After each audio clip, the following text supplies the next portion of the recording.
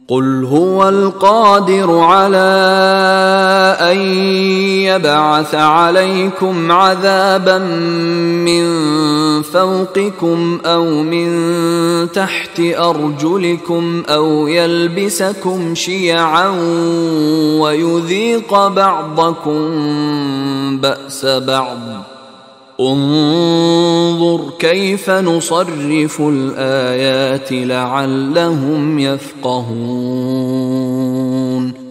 قل هو القادر على ان يبعث عليكم عذابا من فوقكم. یہ آیت جو ہے یہ بہت اہم ہے کہ عذاب الہی کی کئی قسمیں ہیں، 3 قسمیں یہاں بیان ہوئی ہیں.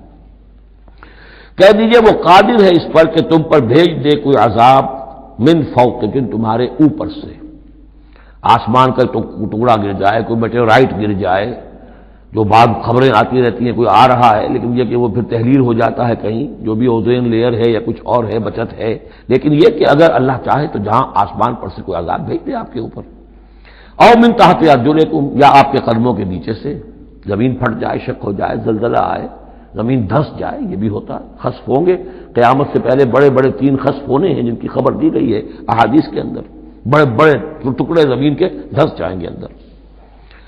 قل هو القادر على ان يبعث عليكم عذابا من فوقكم او من تحت ارجلكم، یہ 2 شکلیں ہو گئی، اوپر سے یا قدموں کے نیچے سے، او يلبسكم شيعا، یا تمہیں گروہوں میں تقسیم کر دے، ويذيق بعضكم بأس بعض، اور ایک کی طاقت کا مزہ دوسرے کو چکھائے.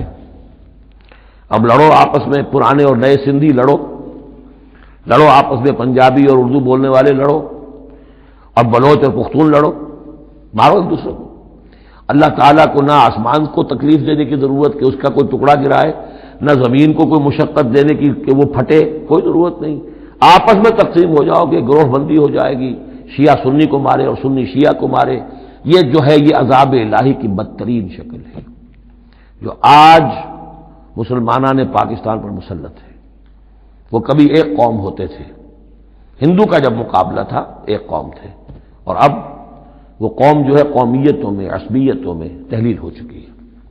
انظر کیف نصرف الآیات لعلہم یفقہون، دیکھو کیسے ہم اپنی آیات کی تصریف کرتے ہیں. تصریف کہتے ہیں آیات کو گھمانا، ایک ہی بات کو اسلوب بدل کر، انداز بدل کر، ترتیب بدل کر لانا. ایک پھول کا مضمون ہو تو 100 رنگ سے باندھو.